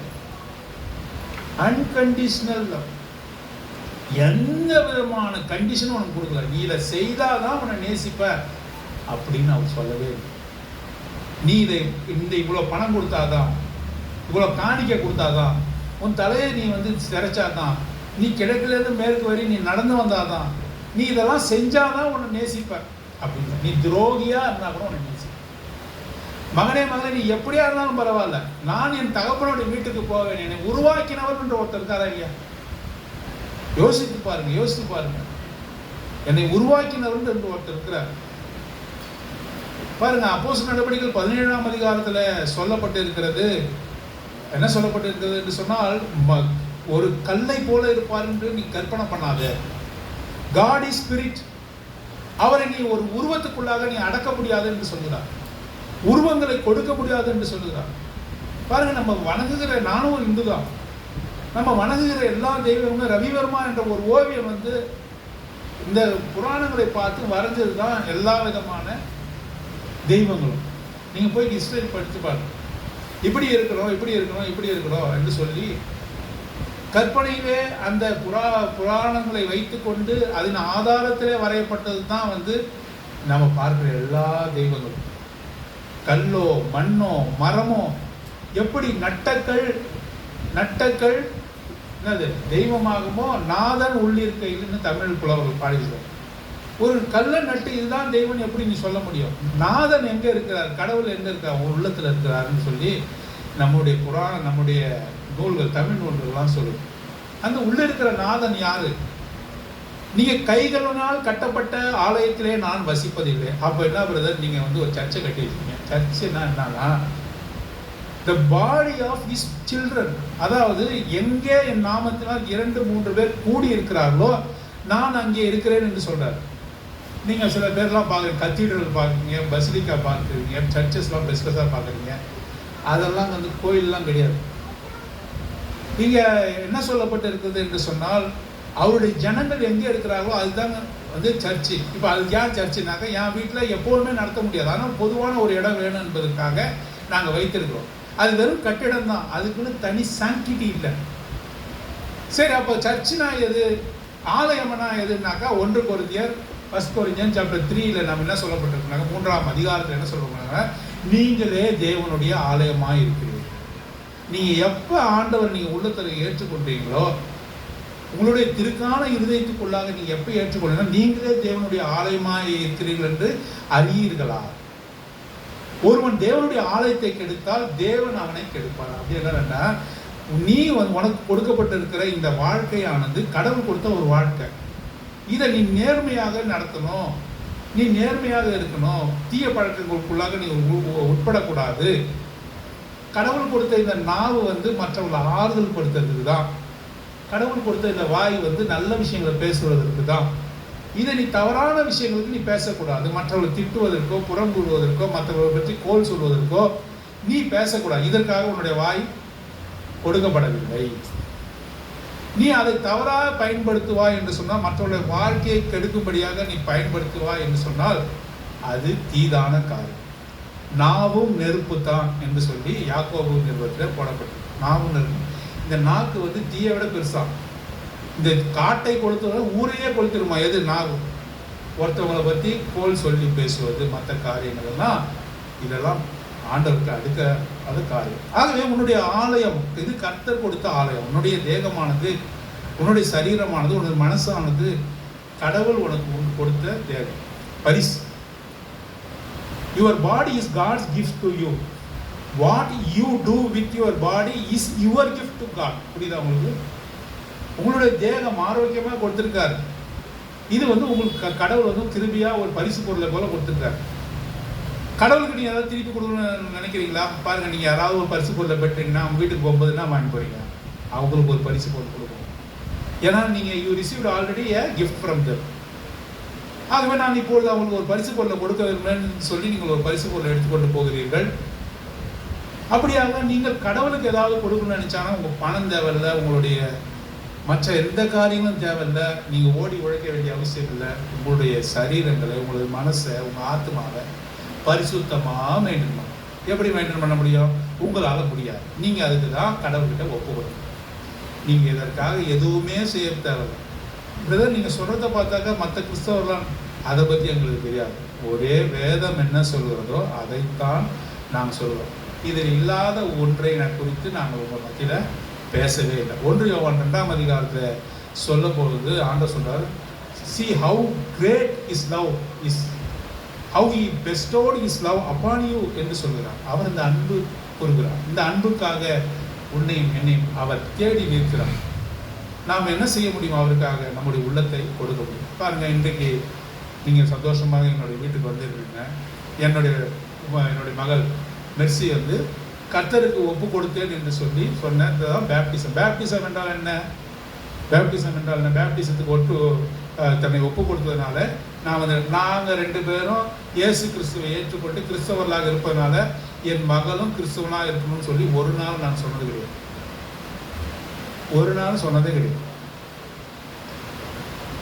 அவங்க எப்போ இயேசு கிறிஸ்து தான் என்னுடைய கடவுள், நான் ஒரு பாவி, என்னுடைய பாவத்தை கழுவினவர் ஆண்டவராக இயேசு கிறிஸ்து தான் என்று சொல்லி அவள் என்னைக்கு நினைச்சாலோ, அப்பா நான் பேப்டிசம் எடுத்துக்க விரும்புகிறேன், நான் இந்த உலகத்துக்கு தெரிவிக்க விரும்புகிறேன், நான் ஏசப்பாவின் பிள்ளை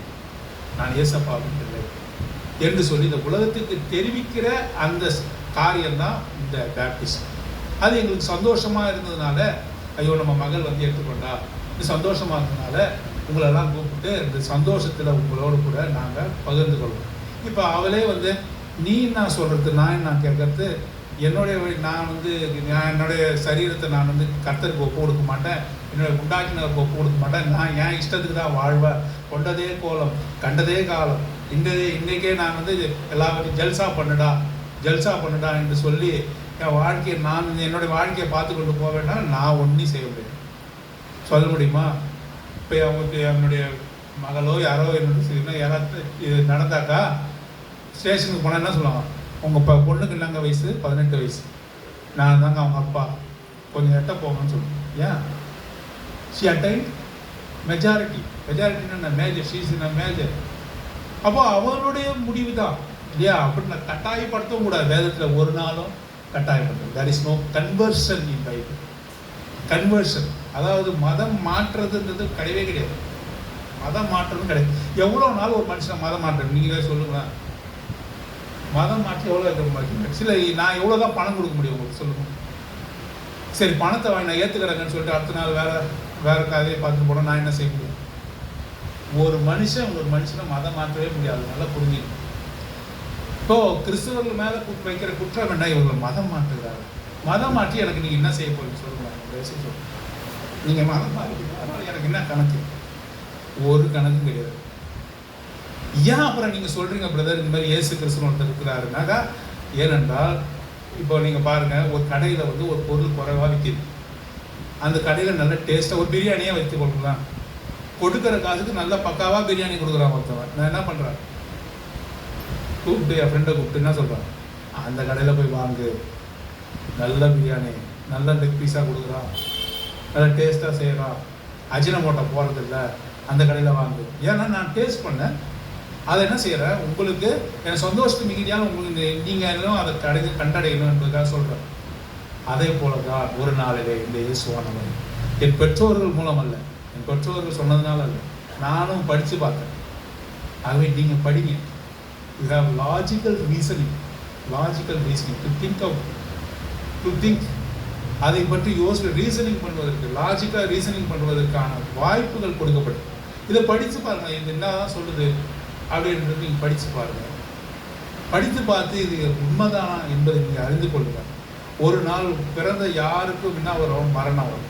நாம் வாழப்போகிற காலங்கள் கொஞ்சம், அது வாலிபம்ன்றது ரொம்ப ரொம்ப கம்மியான வாழ்க்கையே ரொம்ப கம்மியான நேரம் தெரியுமா உங்களுக்கு?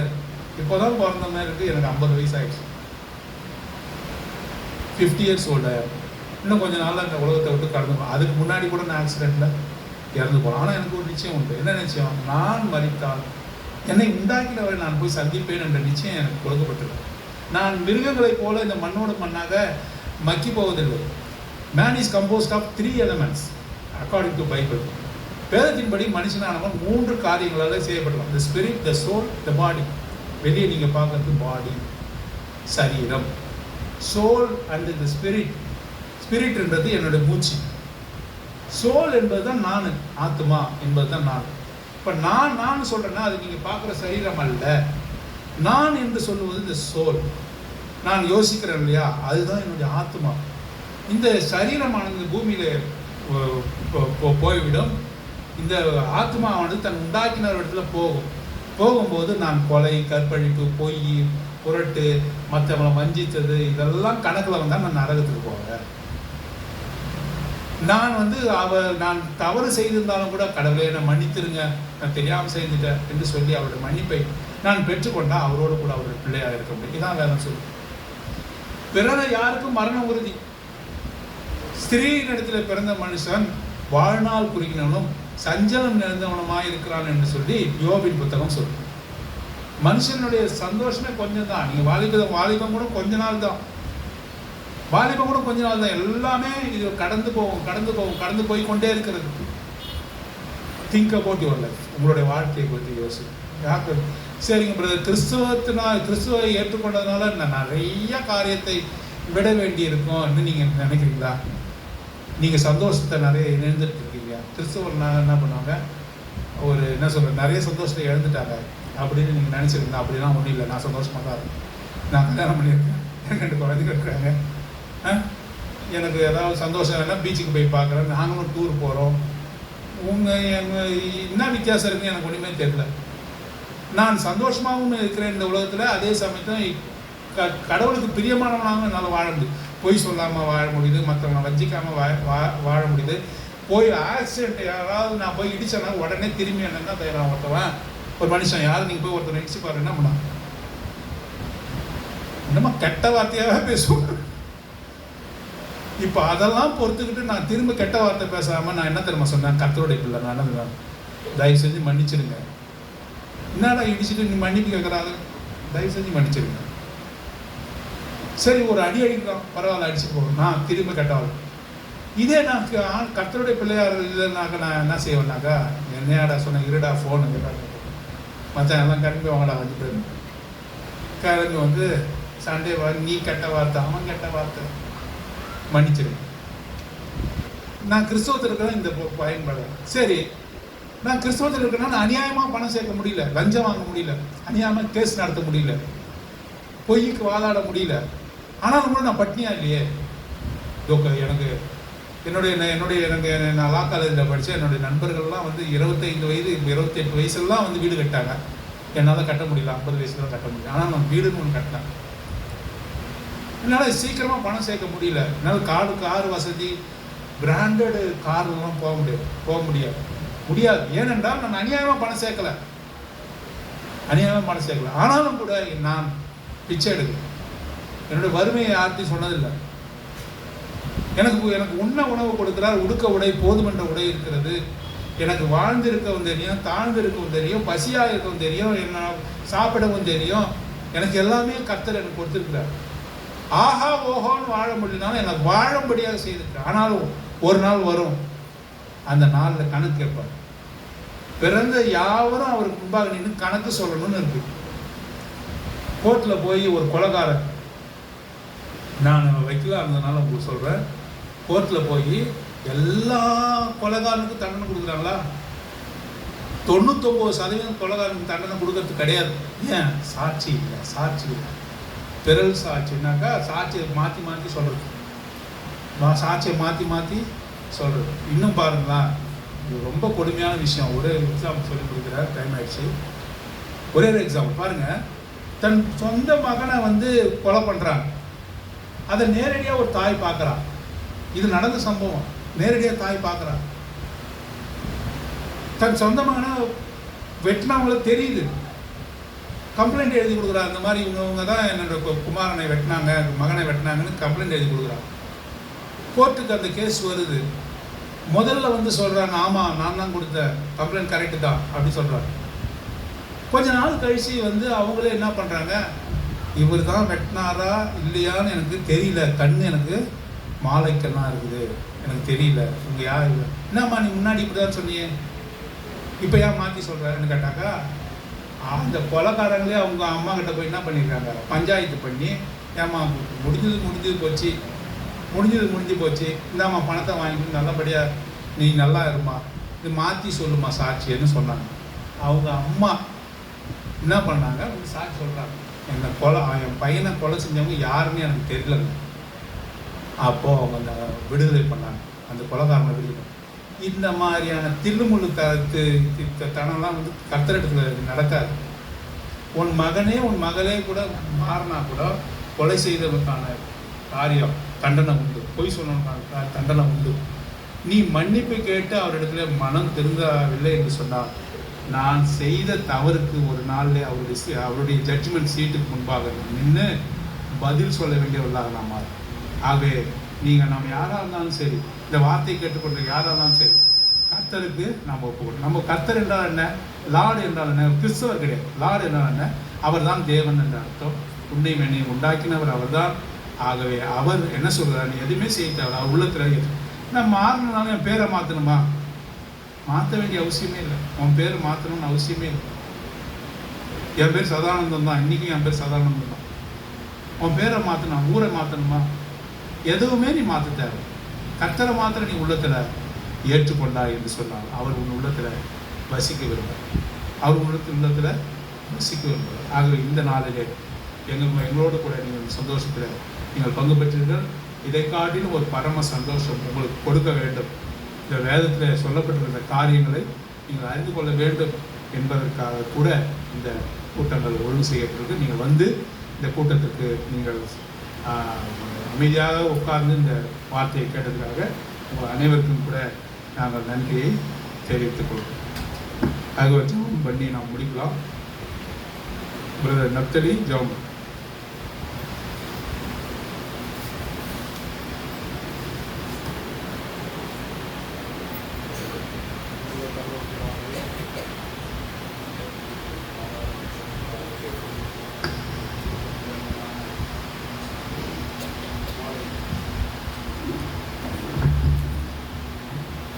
பரலோகிதாவே, நேற்று நின்று மாறாத நேச கர்த்தாவே, நேர்மையான மாலை இரு வேலைக்காக நன்றோடு கூட உண்மை துதிக்கிறேன், ஸ்தோத்தரிக்கிறேன், வாழ்த்தி வணங்கி போற்று ஆண்டவரே. இதனால் ஒரு சத்திய சுவிசேஷ வசனங்களை நாங்கள் கேட்கும்படியாக எங்களை கூடி வர செய்த நன்மைக்காக, தயவுக்காக, இறக்கங்களுக்காக ஸ்தோத்தரிக்கிற கர்த்தாவே. ஆண்டவரே கர்த்தாவே, அந்த இளையகுமாரன் ஆண்டவரே தூர தேசத்துக்கு போய் துன்மார்க்கமாய் ஜீவனம் பண்ணி தன் ஆஸ்திகளை எல்லாம் அழித்து போட்டான் என்று பார்த்தோம். ஆண்டவரே, அவன் மனம் திரும்பி வரும்பொழுது ஆண்டவரே நீர் அவனை புறம்பே தள்ளவில்லை. ஆண்டவரே, உண்மையாகவே நீர் ஓடி கட்டி அணைத்து ஆண்டவரே உமது பாசத்தை, அன்பை நீர் வெளிப்படுத்துவதற்காய் ஸ்தோத்திரம் கர்த்தாவே. என்னிடத்தில் வருகிறவனை நான் புறம்பே தள்ளுகிறதில்லை என்று சொன்ன தேவன். ஆண்டவரே, நன்றோடு துதிக்கிற கர்த்தாவே, ஸ்தோத்தரிக்கிற கர்த்தாவே. வருத்தப்பட்டு பாரம் சுமக்கிறவர்களே, நீங்கள் எல்லாரும் என்னிடத்தில் வாருங்கள், நான் உங்களுக்கு இளைப்பாறுதல் தருவேன் என்று சொன்ன தேவனே, நன்றோடு துதிக்கிற கர்த்தா. எங்களுடைய பாரங்கள், வருத்தங்கள் ஆண்டவரே கர்த்தாவே எல்லாவற்றையும் நீர் சிலுவையிலே சுமந்து தீர்த்ததுக்காய் ஸ்தோத்திரம் கர்த்தாவே. ஆண்டவரே புதிதாக வந்திருக்கிற ஒரு பிள்ளைகளை நீர் கண்ணோக்கி பாரும். ஆண்டவரே, நீர் ஒவ்வொரு ஆண்டவர் சந்தியும் கர்த்தாவே, அவர்களை நீர் உமது சொந்த பிள்ளைகளாய் நீர் ஏற்றுக்கொள்கிற தேவன். ஆண்டவர் நன்றி தெரிவிக்கிற கர்த்தாவே, நீர் சந்தியும். ஆண்டவர் எமது பிள்ளைகளை நீர் கண்ணோக்கி பாரும் கர்த்தா. அவர்களும் உமது பரம ராஜ்யத்துக்கு பங்குள்ளவர்களாய் காணப்பட நீர் உதவி செய்ய வேண்டுமாய் செபிக்கிற கர்த்தாவே. தேவையெல்லாம் நீர் சந்தியும். இம்மட்டுமாக ஆண்டவரே வந்திருக்கிற ஒரு பிள்ளைகளுக்காய் ஸ்தோத்திரம் கர்த்தாவே. ஒவ்வொரு நீர் ஆசீர்வதியும் பலப்படுத்தும். ஆண்டவர் தேவையெல்லாம் நீர் சந்தித்து வழிநடத்த வேண்டுமாய் செபிக்கிற கர்த்தாவே. ஒவ்வொரு நாங்களும் கூட கர்த்தாவே ஆண்டவரை விட வேண்டிய காரியங்களை விட்டு ஆண்டவரை உமக்கு உண்மையும் உத்தமமாக உமது வருகைக்கு ஆயத்தப்பட நீர் உதவி ஒத்தாசை செய்ய வேண்டுமாய் ஜெபிக்கிற கர்த்தாவே. அருமை சகோதரி மெர்சிக்காக ஜெபிக்கிற கர்த்தாவே. ஆண்டவரே தாயின் கருவிலே உண்டானது முதல் இம்மட்டுமாக நீர் நடத்தி வந்தீர். ஆண்டவரே, உண்மையாகவே உமது அன்பை புரிந்து கொள்ள ஆண்டவரே கர்த்தாவே உமக்கு கீழ்ப்படிய ரட்சிக்கப்பட ஆண்டவரே உமது விளையாடப்பட்ட ரத்தத்தினாலே நீர் கழுவி ஆண்டவரே உமது மகளாக நீர் ஏற்றுக்கொண்டதுக்காக ஸ்தோத்தரிக்கிற கர்த்தா. ஆண்டவரே, தேவையெல்லாம் சந்தியும். ஆண்டவரே, ரட்சிக்கப்பட்ட நாளிலிருந்து ஆண்டவரே நீர் பாதுகாத்து கொள்ளும். உமது கரத்தினாலே ஒவ்வொரு நாளும் ஆண்டவரே கர்த்தாவை நீர் வழிநடத்தி வர வேண்டுமாய் கூட செபிக்கிற கர்த்தா.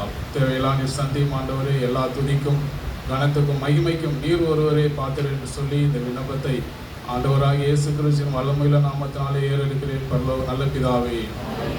ஆத்மாவே கர்த்தரை ஸ்தோத்திரி.